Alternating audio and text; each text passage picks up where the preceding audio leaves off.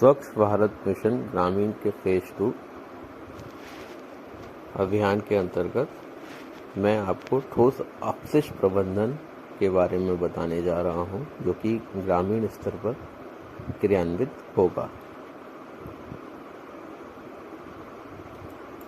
सबसे पहले हम ये समझ लेते हैं कि हमारा जो ठोस अपशिष्ट प्रबंधन है उसका उद्देश्य क्या है। इसका उद्देश्य है कि भारत में व्यक्तियों और समुदाय की क्षमताओं का लाभ उठाने के लिए विशिष्ट रूप से डिज़ाइन किया गया है, ताकि एक जन आंदोलन बनाया जा सके और यह सुनिश्चित किया जा सके कि ओडीएफ, जो हमारे ओडीएफ का स्थायित्व है, वो बरकरार रहे। उसके साथ साथ गांव में तरल अथवा ठोस अपशिष्ट का प्रबंधन हो।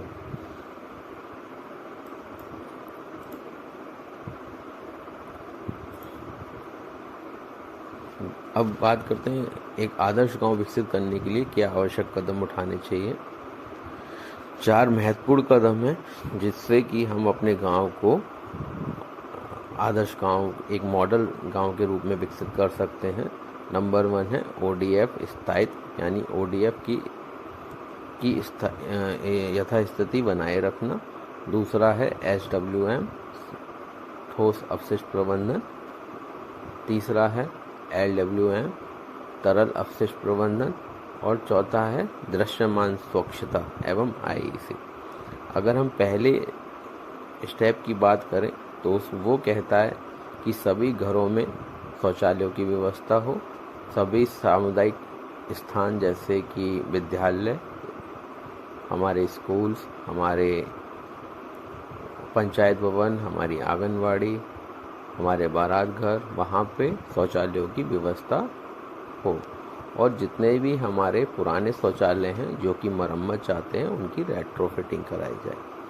अगर हम दूसरे स्टेप की बात करें तो सभी घरों में ठोस अपशिष्ट प्रबंधन की व्यवस्था हो, सभी सामुदायिक स्थानों पर ठोस अपशिष्ट प्रबंधन की व्यवस्था हो, और गांव में एक आरआरसी केंद्र का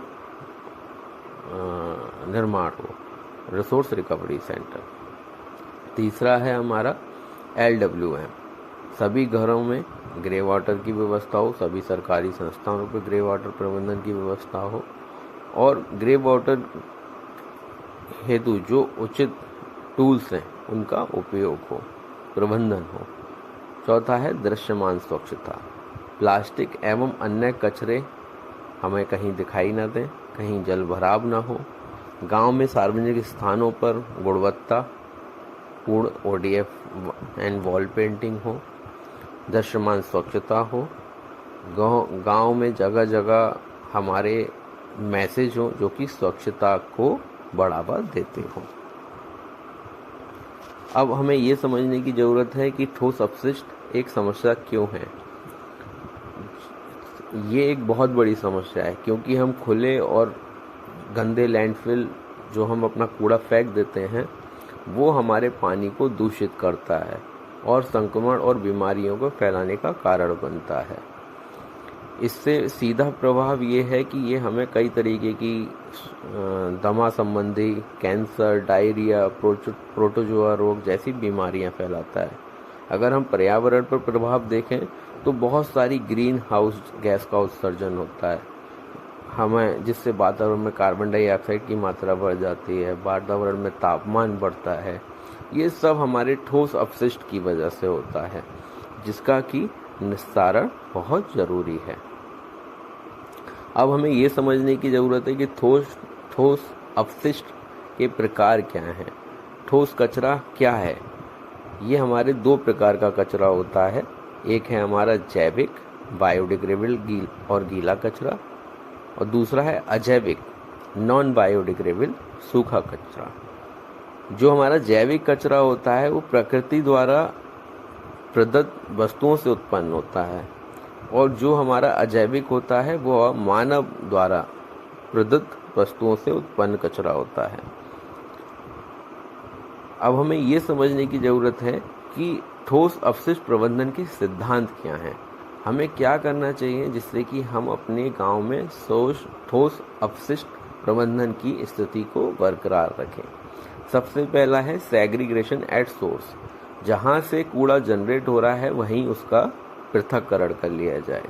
treatment and source, treatment means अगर हम पृथक्करण कर रहे हैं और घर पे ही निस्तारण की व्यवस्था है तो उसे घर पे ही निस्तारण कर दिया जाए, और अगर नहीं किया जा सकता तो 100% कचरे को इकट्ठा किया जाए। गीले कचरे को घरों से कलेक्ट कर कंपोस्ट पिट में डाला जाए और सूखे कचरे को कलेक्ट करके आरआरसी तक पहुंचाया जाए। अगर आप इस चित्र को देखेंगे, इस इमेज को देखेंगे तो आपको समझ में आएगा कि घर से कूड़ा को कलेक्ट किया, कूड़े को कलेक्ट करने के बाद कचरा वाहन के थ्रू उसको आरआरसी सेंटर तक लेके आए और आरआरसी सेंटर पे लाके जो उसके अलग अलग सेग्रीगेशन मीन्स पृथक्करण के खाने उनके अंदर उनको डाल दिया जाता है। अब ये देखने की ज़रूरत है कि ग्रामीण स्तर पर ठोस अपशिष्ट प्रबंधन का तकनीकी पहलू क्या है। हम क्या क्या ऐसी चीज़ें कर सकते हैं जिससे कि हम ठोस अपशिष्ट प्रबंधन को बरकरार रख सकें और एक ग्रामीण लेवल पे उसको क्रियान्वित कर सकें। तो सबसे पहला है आरआरसी केंद्र। हर गांव में एक आरआरसी केंद्र बंद होना चाहिए। दूसरा, अपशिष्ट परिवहन वाहन, अपनी ज़रूरत के हिसाब से 1 या 2 हमारे पास व्हीकल होने चाहिए जो कि हमारे कूड़े को घरों से लाके आरआरसी और कंपोस्ट पिट तक डाल पाएँ। तीसरा है नाडेप और बर्मी कंपोस्ट गड्ढा। चौथा है कचरा पात। अगर हम पहले की बात करें, जो हमारा आरआरसी केंद्र है, रिसोर्स रिकवरी सेंटर, तो उसके कुछ महत्वपूर्ण बिंदु हैं। सूखे कचरा आता है यहाँ पे, जो हमारा नॉन बायोडिग्रेडेबल वेस्ट होता है, अजैविक कचरा, उसको हम यहाँ लेके आते हैं। सूखे कचरे के लिए पृथक्करण बॉक्स होने चाहिए, पानी की टंकी होनी चाहिए, एक चबूतरा होनी चाहिए जिसपे कि हम सेग्रीगेट जो हमारा कचरा आता है उसको हम अलग अलग पृथक्करण कर सकें। एक इंसिनरेटर होना चाहिए, शौचालय होने चाहिए, कलेक्शन वाहन के अंदर पहुंचने की सुगमता होनी चाहिए। हमें ये भी ध्यान देने की ज़रूरत है कि नाडेप के जो हमारे कंपोस्ट पिट होते हैं उनको आरआरसी सेंटर के अंदर नहीं बनाना चाहिए। ये कुछ हमारे आरआरसी सेंटर की इमेजेस हैं।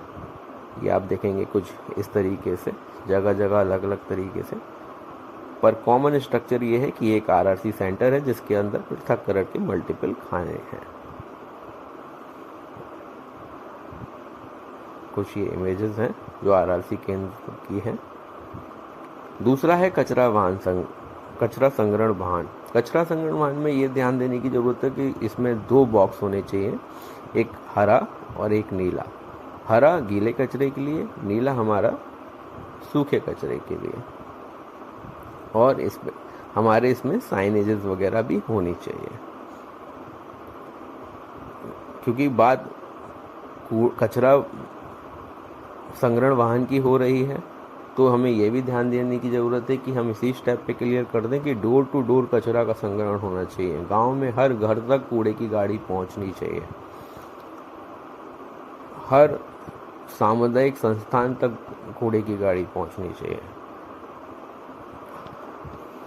जब हम अपना कूड़े की गाड़ी को गांव में चलाएंगे तो हमें ये भी ध्यान देने की ज़रूरत है कि गांव में कई जगहों पे हमारे जो दैनिक आधार जो इसका संग्रह का मानचित्र है, मार्ग मानचित्र, रूट चार्ट जिसे बोलते हैं, वो भी हमारे आरआरसी केंद्र और गांव में कई जगह बना होना चाहिए, जिससे कि लोगों को पता होगा कि इस दिन मेरे यहाँ ये कूड़े की गाड़ी आएगी और मुझे एक दिन अपना कूड़े को घर पे रखना है अलग अलग करके, और किस तरीके से उसको हमें निस्तारण करना है।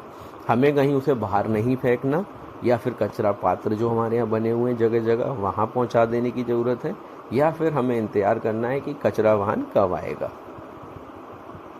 ये हमारे नाडेप और बर्मी कंपोस्ट पिट हैं, ये कि हमारे जैविक अपशिष्ट के लिए होते हैं। यहाँ इनमें कुछ महत्वपूर्ण बिंदु ये याद रखने की ज़रूरत है कि जहाँ जल भराव होता हो वहाँ ये नहीं बनने चाहिए।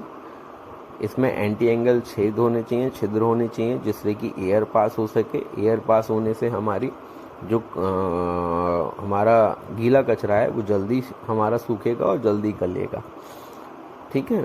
और अब ये हमारा नाडेप कंपोस्ट पिट का डिज़ाइन है जो कि अंदर 3 मीटर होता है और हमारा जो इसकी चौड़ाई है वो 1.5 मीटर है।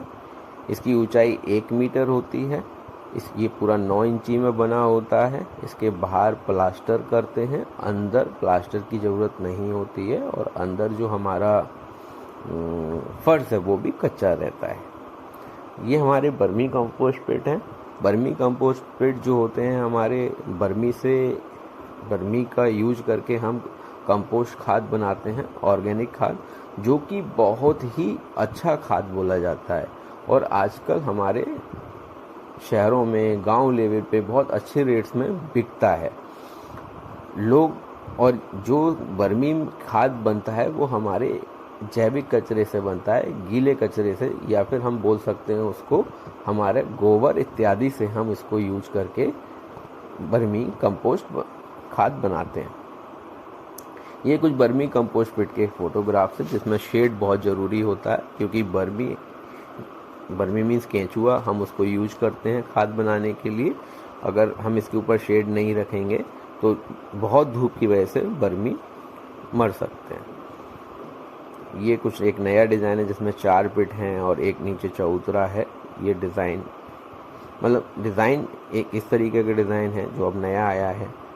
कुछ इस तरीके के डिज़ाइन थे कि हम बराबर 2-2 बना लेते हैं। ये चौथा है कचरा पात्र। कचरा पात्र में भी कुछ महत्वपूर्ण बिंदु हैं, याद रखने की ज़रूरत है। जहाँ हमारा पानी भरा होता है वहाँ यहाँ नहीं बने होने चाहिए। ये बेसिकली वहाँ बने होने चाहिए जहाँ हमारा एक कम्युनिटी, कहीं एक स्पेस जहाँ लोग गुजरते हैं, जहाँ कूड़ा खुले में फेंकते हैं, वहाँ हम इसको बनाएं जिससे कि लोग खुले में कूड़ा ना फेंक के इसके अंदर फेंकें। और लोगों को इस चीज़ के लिए जागरूक करें कि लोग घर से ही गीले कचरे को अलग और सूखे कचरे को अलग करके इनके अंदर डालें। ये कुछ इसकी नपत होती है, इसकी कुछ टेक्निकल डायमेंशंस हैं। ये बाहर 9 इंची की चिनाई में बनता है, बीच की दीवार 4 इंची की दीवार है। सामने की साइड से ये ओपन होता है जिससे कि कूड़ा इसके अंदर से निकाला जा सके। इसकी ऊंचाई 1 मीटर होती है। धन्यवाद।